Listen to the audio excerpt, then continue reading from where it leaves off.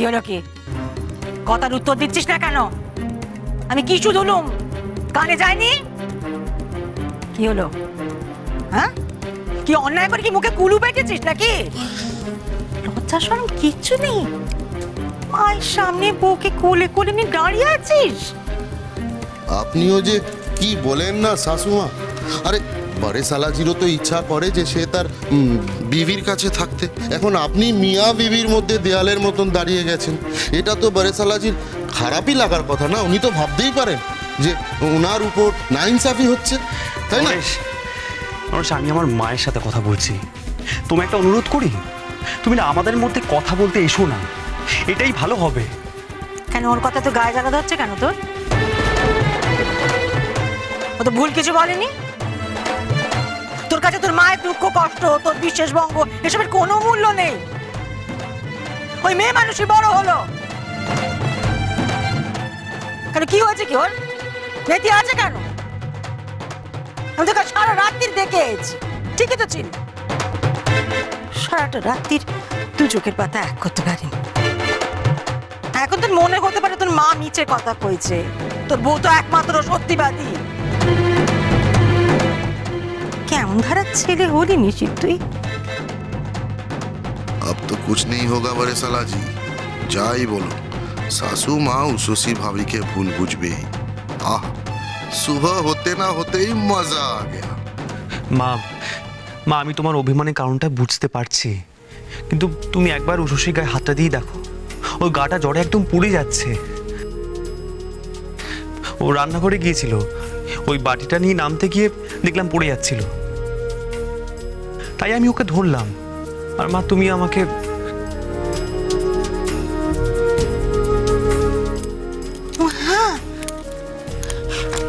গা তো জ্বরে পুড়ে যাচ্ছে, ও তাই বুঝি একা একা জল পটি দেবে বলে বাটি।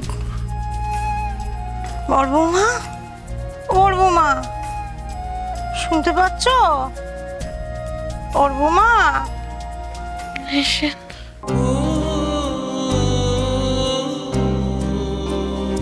নিশিত কোথায় তুমি?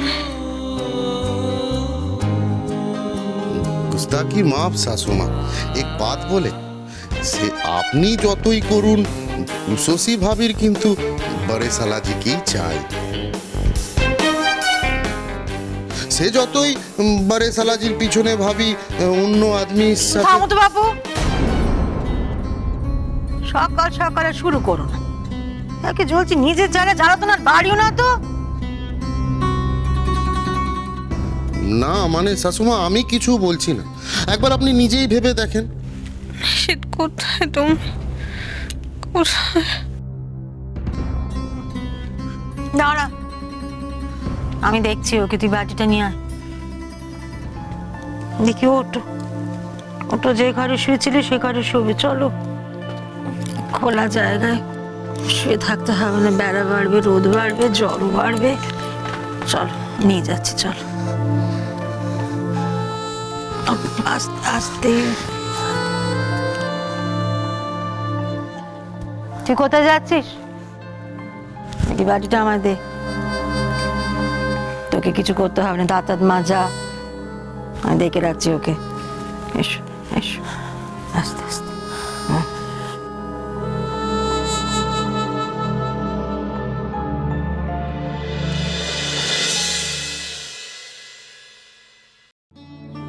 যাক বাবা, গাটা আর গরম নেই, জ্বর কমেছে।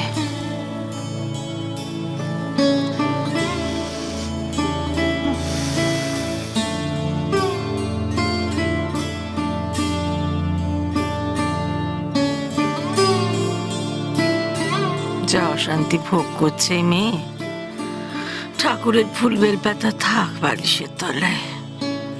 কি যে হয়ে গেল, কথা নেই বার্তা নেই, ঘরের মধ্যে কিনা পড়ে গিয়ে একসা। আর তো পারি না, আর মেয়ে এত জেদি, এত রাগী, একের পর এক ঝড় বইয়ে চলেছে।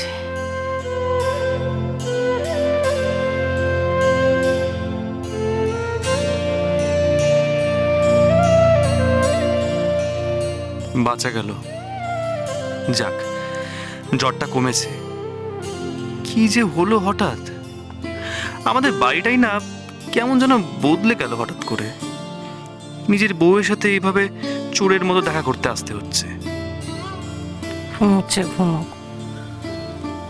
সারা রাত হয়তো ঘুমোতে পারিনি ঠিক করে, এপাশ ওপাশ করেছে হয়তো, আমার নজরে পড়েনি। পেটটাও তো খালি, একটু পরে এসে কিছু খাইয়ে যেতে হবে।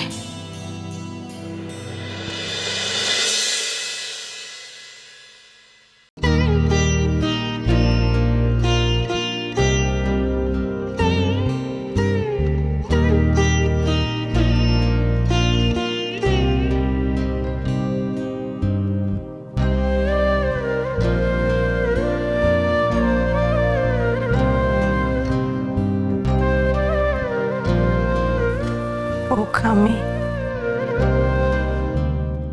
কাণ্ড দেখো, আঁকড়ে ধরেছ, ছাড়তে চাও না আমায়। তুমি কি ভেবেছ তোমায় কষ্ট দিচ্ছি? আমার কষ্ট হচ্ছে না, কষ্টে বুক ফেটে যাচ্ছে, বুকে পাথর চাপা দিয়ে রেখেছি মা, কাউকে দেখাতে পারছি না কি কষ্ট। তুমি যখন সংসারের করতে হবে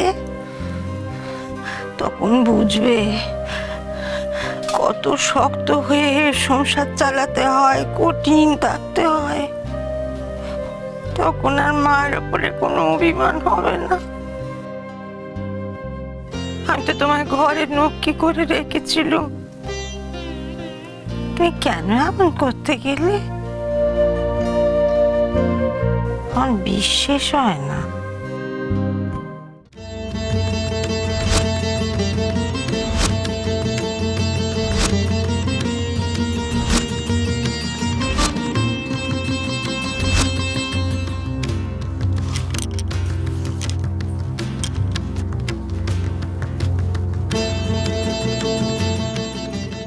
এ সংসার আমার, এত বছর ধরে আমি বুকে করে আগলে রেখেছি সংসার, কোনো ক্ষতি হতে দিইনি। চোখের জল ফেলে তো আর মা লক্ষ্মীকে নিয়ে আসা যাবে না। যা করার আমাকেই করতে হবে।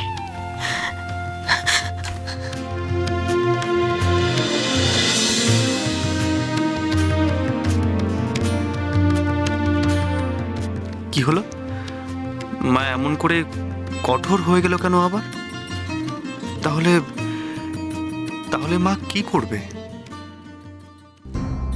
মেজ বৌমা, ছোট বৌমা, সোমা, কোথায় তোরা? এদিকে আয়, কথা আছে শুনে যা।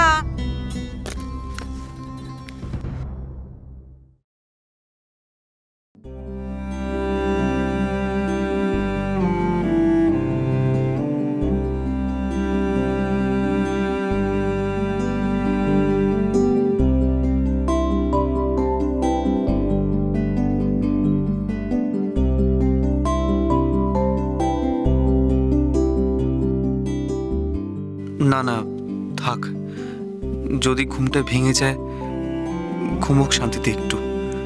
এবার একটা রুমাল বা কিছু।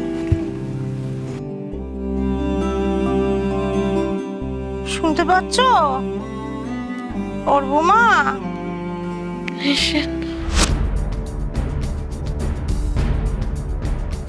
না না, এটা ঠিক হচ্ছে না।